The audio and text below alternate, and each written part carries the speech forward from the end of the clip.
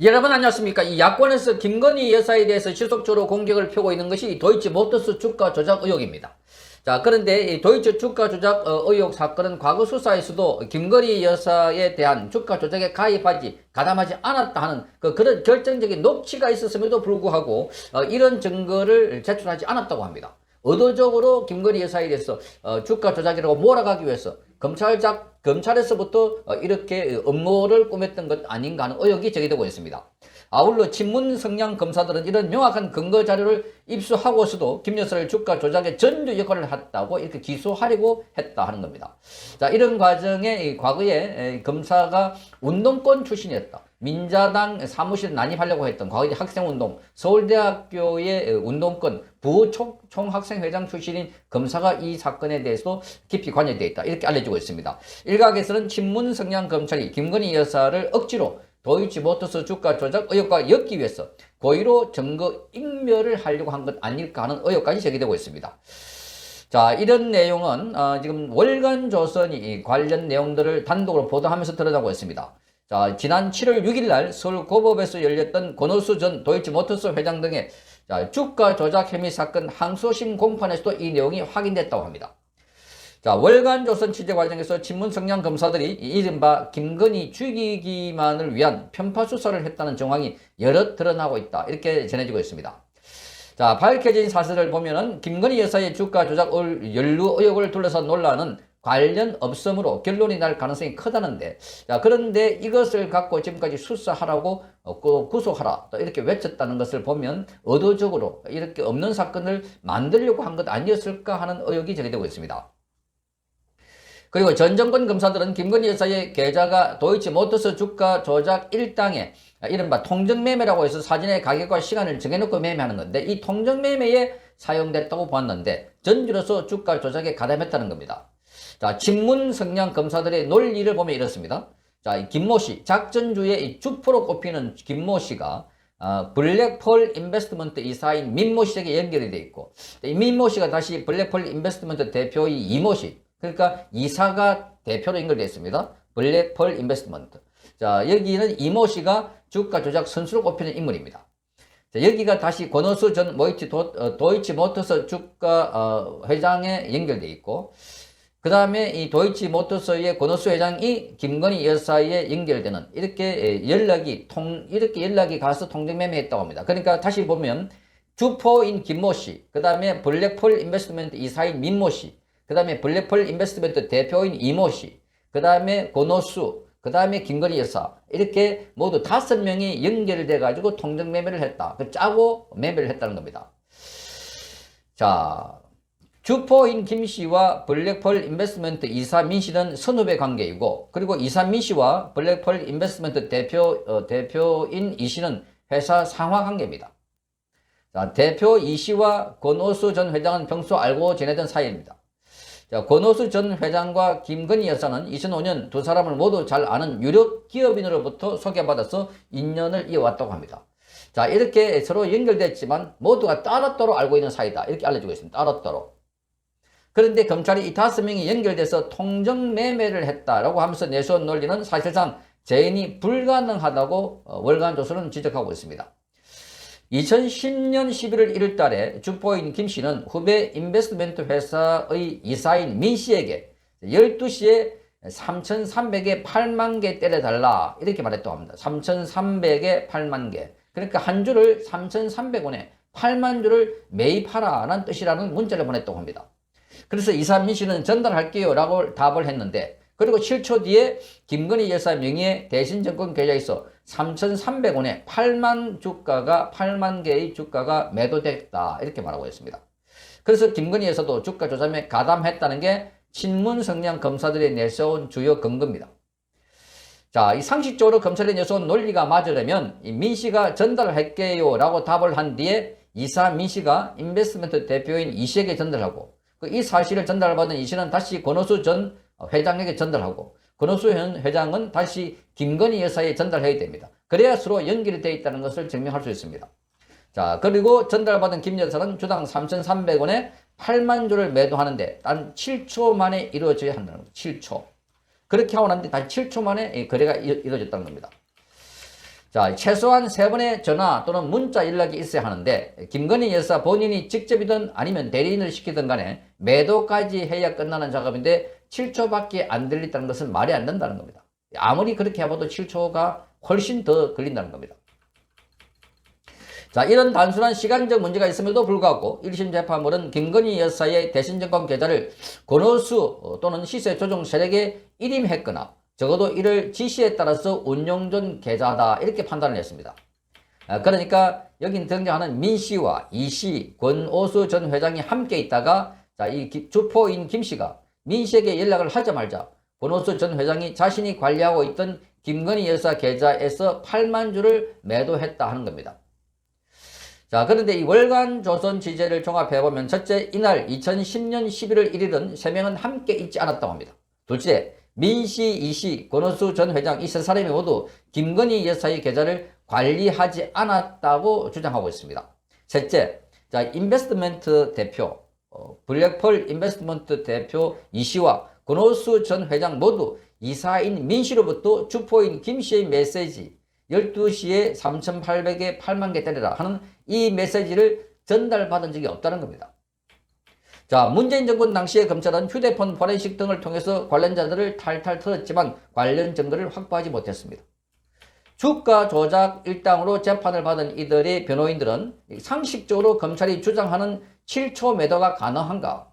검사 측이 시뮬레이션을 통해서 이를 입증해낸다면 인정하겠다는 식의 제안을 했지만 친문 성향 검찰은 일축했다고 합니다. 자, 그러니까 이렇게 꽉 과정이 거쳐가지고 김건희 여사까지 가는데 많은 시간이 걸리는데 그런데 7초 3,300원에 8만 주를 때리라 하고 난 뒤에 그 7초 후에 김건희 여사가 매도를 했는데 이거는 다른 루트를 통해서 그러니까 그 7초가 걸릴 수 없다는 겁니다. 훨씬 더 많은 시간이 걸리는데 그렇게 여기서 지시를 받고 김건희 여사가 사거나 팔거나 하지 않았다는 건데도 불구하고 이렇게 주장하고 있다는 겁니다. 자, 이러한 상황에서 서두에 잠깐 언급했던 김건희 여사가 통정 매매를 하지 않았다는 그러니까 도이치모터스 주가 조작 의혹과 무관하다는 결정적인 증거가 나왔다고 합니다. 소위 대신증권의 녹취록이라고 합니다. 이 녹취록에는 김건희 여사의 대신증권 계좌를 관리하는 증권회사 담당자와 그리고 김건희 여사의 대화 내용이 담겨 있습니다. 자, 이 녹취록을 보면 2010년 11월 1일 거래가 이루어지기 전인 10월 8일부터 자, 그러니까 김 여사와 대신증권 직원은 도이치모터스 등의 주식과 관련한 이야기를 나누고 있습니다.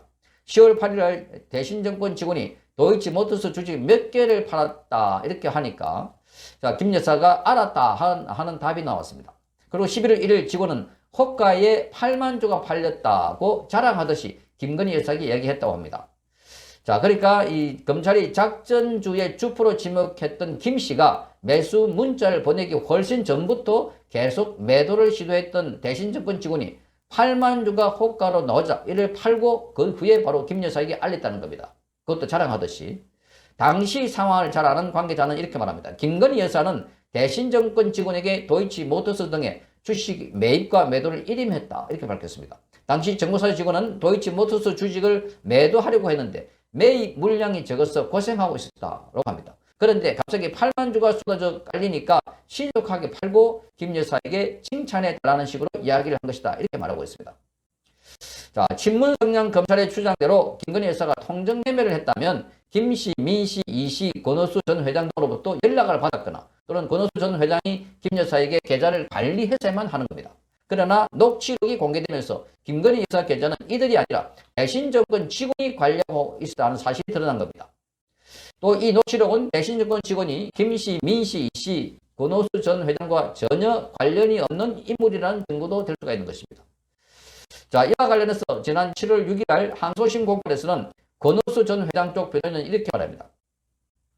녹취록 내용을 보면 계좌주인 김건희 여사가 증권회사 담당자에게 1인 매매했고 계좌주 이익에 최대한 부합한 합리적인 선택을 한 일련의 거래임을 확인할 수 있다 이렇게 말했습니다. 그러면서 검찰이 이런 녹취가 있으면서도 제출하지 않은 것은 않은 점이 아쉽다. 만약에 검찰이 제출했더라면 1심 사실을 오인한 판단을 하지 않았을 것이다 이렇게 말했습니다. 자, 1심의 도이치모터스 주가 조작 의혹으로 권오수 전 도이치모터스 회장에게 징역형의 집행유예를 선고했는데, 자, 그래서 이게 말하자면은 대신 정권의 녹취록이 나왔다면 이게 아니라는 것도, 권오수 전 회장까지도 지금 억울하게 여기는데 여기지 않을 수 있다는 것을 말하고 있습니다. 통정 매매가 없다. 요거 본인은 주장하고 있는 것입니다. 자, 한 법조인은 검찰의 논리대로라면 당연히 이 녹취록을 증거를 제출해야 되는데 완전히 자기 모순이다 이렇게 지적하고 있습니다. 당시 수사팀은 김건희 여사에 대해서 사실상 무혐의 처리를 했는데 이런 증거 때문이었던 걸로 안다 이렇게 말했습니다. 자, 이 사건의 검찰 수사팀은 김건희 여사를 비롯해서 이 사건에 사용된 계좌 주인 90여 명 대다수를 작전에 가담하지 않았거나 작전을 몰랐던 것으로 결론을 내렸습니다. 그러나 전 정권 검찰 핵심, 즉 이 사건 지휘부는 김건희 여사에 대해서 무혐의 결론을 보류했습니다. 자, 그 당시에 검찰 관계자는 무혐의 보고를 받은 김태훈 당시 4차장 검사는 무혐의 처분에 반대했다고 합니다. 당시는 대선을 3개월 앞둔 시점인데 윤석열 대통령을 공격하고 있던 여권과 검찰 지휘부가 김건희 사건을 선거에 활용하려 했음을 짐작할 수 있는 대목이다. 그리고 수사팀의 수사 결과대로 무혐의 처분이 확정됐다면 김건희 여사는 대선 기간 도이치모터스 주가 조작 의혹에서 벗어났을 가능성이 매우 크다는 겁니다. 자, 여기에 지금 무혐의 보고를 받고 보류 지시를 내렸다는 사람이 바로 김태훈 4차장 검사입니다. 이 김태훈 4차장 검사는 민족해방 NL계열의 운동권 출신입니다. 자, 1991년 5월달에 전국 대학생 대표자 협의회 전대협 소속으로 민주자유당 개최와 공안 통치 반대 등을 외치면서 서울 여의도 민자당 당사 중앙당사를 정복해서 농성을 벌이다가 경찰에 연행돼서 구속됐습니다. 이 사건으로 집시법 위반 혐의를 받아서 법원에 집행유예를 선고받았습니다. 그런 1994년도에는 서울대 부총학생회장을 지냈습니다. 자, 그래서 그 당시에 더불어민주당 강병원 전 최고위원의 러닝메이트로 출마하기도 했습니다. 이후에는 NL계열 학생운동 조직인 21세기 진보학생연합에서 활동을 했는데 박주민, 이탄희 민주당 의원이 서울대 법대 재학 시절에 이 단체에서 함께 몸을 담았다 이렇게 알려지고 있습니다. 자, 친문성향 검찰이 도이치모터스 주가 조작 의혹을 수사하면서 김건희 여사에 대해서 유리할 수 있는 증거를 제출하지 않은 사례는 또 있다고 합니다. 전 정권 검찰 수사팀은 강제 수사를 통해서 한국거래소의 심리 분석과 금감원의 조사 내역을 확보했습니다. 이 자료들은 도이치모터스 주가 조작 의혹을 무혐의로 결론을 내었습니다. 2010년 11월 23일 날 한국거래소 시장감시부는 한국거래소 심리부를 상대로 도이치모터스 종목의 시세 조정 혐의에 대해서 심리를 의뢰했습니다. 자, 호재성 정보가 있는 가운데 주가 상승기의 매수 연계 추정분의 관여율이 두드러져서 이례적인 시세 조정이 의심된다 하는 이유였습니다. 그래서 한국거래소가 면밀하게 심리 분석을 해본 결과 2011년 5월 31일 시세 조정 혐의에 대해서 무혐의, 미공개 중요 정보 이용 혐의에 대해서도 무혐의 결론을 냈습니다. 자, 결론 이유는 관여율이 미미하고 직전가 대비 고가 매수 호가를 살펴보니까 통정성 매매 등에 유리할 만한 혐의점이 발견되지 않았다 하는 겁니다. 재반 관여율이 금감원 통보 기준에 미달하기 때문이다. 이렇게 적혀 있습니다. 자, 한국거래소의 위반 통보에 따라서 금감원도 권오수 전 회장 등에 대한 조사를 진행했는데 결론은 같았습니다. 자, 어떤 이유에서인지 친문성향의 검찰은 공소적인 당시는 물론이고 1년여 지난 가량 진행됐던 사건 공판 과정에서도 이 자료를 증거 자료로 제출하지 않았습니다. 자, 검찰은 재판부가 제출을 명하자 2022년 12월 9일에서야 관련 자료를 냈습니다. 이와 관련해서 법조계 관계자는 문재인 정권 당시에 검사들이 김건희 여사를 노리고 표적 수사를 했다는 분석이 설득력을 얻고 있는 이유다 이렇게 말했습니다. 자, 정치권의 관계자는 민주당 등은 친문성향 검사들의 표적 수사를 근거로 김건희 여사 특검법 등의 이른바 쌍특검법을 패스트 트랙으로 지정했다. 자, 김건희 죽이기를 위한 한편에 잘 짜여진 각본을 보는 것 같다 이렇게 비판했습니다. 이해찬 전 더불어민주당 대표는 지난 5월 26일 날 그때 열렸던 당원 특강에서 자, 내년 총선에서 민주당이 승리하기 위해서는 대장동 50억 클럽과 그리고 김건희 여사 특검법 등 이른바 쌍특검을 밀어붙여서 윤석열 대통령의 거부권을 이끌어내야 한다 이렇게 밝혔습니다. 그러니까 윤석열 대통령이 거부권 행사하도록 만들어야 된다는 겁니다. 그는 이렇게 말했습니다. 윤석열 대통령이 쌍특검에 대한 거부권을 행사하게 되면 정치적 수렁에 빠질 것이다. 그렇게 되면 우리가 선거에서 아주 유리하게 될 것이다. 이렇게 말했습니다. 자, 이 친문 성향 검찰은 도이치모터스 사건은 주가 조작이 아니고 김건희 여사는 주가 조작에 전혀 관여하지 않았다는 것을 입증할 수 있는 두 개의 자료를 입수하고서도 증거로 채택하지 않았다는 게 이 보도의 핵심입니다. 이후에 올 4월 27일 민주당은 정의당, 기본소득당, 진보당, 무소속 의원들과 함께 대장동 50억 클럽 그리고 이 김건희 여사와 관련해서 이 두 개의 특검법, 쌍특검법을 패스트트랙으로 밀어붙여서 지정했습니다. 자, 패스트트랙에 오른 특검법은 법제사법위원회에서 최장 180일 동안 논의한 뒤에 본회의로 넘어가게 되고 본회의에서 60일 동안 상정되지 않으면 이후에 열리는 첫 본회의에서 자동으로 상정됩니다. 자, 논의 기간이 줄어들지 않을 경우에 약 8개월, 즉 240일이 지나 올해 말 또는 내년 초에 표결이 이루어지게 됩니다. 시간표상으로는 내년 총선을 3개월여 앞둔 시점에 특검이 본격 가동될 수 있게 됩니다. 자, 이게 이제 그때 되면은 총선 앞두고도 이 이슈 가지고 계속 주가 조작 놀이를 하려고 의도적으로 그렇게 시간표를 짜지 않았을까 하는 의혹입니다. 자, 근데 윤석열 대통령이 이 특검법에 대해서 거부권을 발동할 수 있는데, 자, 이렇게 이해창 말대로 거부권을 받아내야 된다. 거부권을 행사하도록 해야 된다. 이러면 역풍이 불어가지고 선거에 아주 유리하게 된다 하는 선거 전략인 것 같습니다. 자, 무혐의력 결론이 난 도이치모터스 주가 조작 의혹 사건을 다시 파헤쳐서 김건희 여사를 억지로 엮으려고 했다면 이 친문 성향의 검찰 그리고 쌍특검을 이용해야 내년 총선에서 유리할 것이라고 주장한 이해찬, 자, 이런 발언 등을 종합해 보면 잘 짜여진 한 편의 각본이 맞다 하는 생각이 드는 겁니다. 자, 그러니까 끝없이 저들은 뭔가 만들어내고 조작하고 왜곡하고 있다 하는 것을 지울 수가 없습니다. 자, 이게 더불어민주당의 속성이 아닐까. 이 월간 조선의 단독 보도가 적지 않은 파장을 불러올 것으로 보입니다. 성창경 TV였습니다.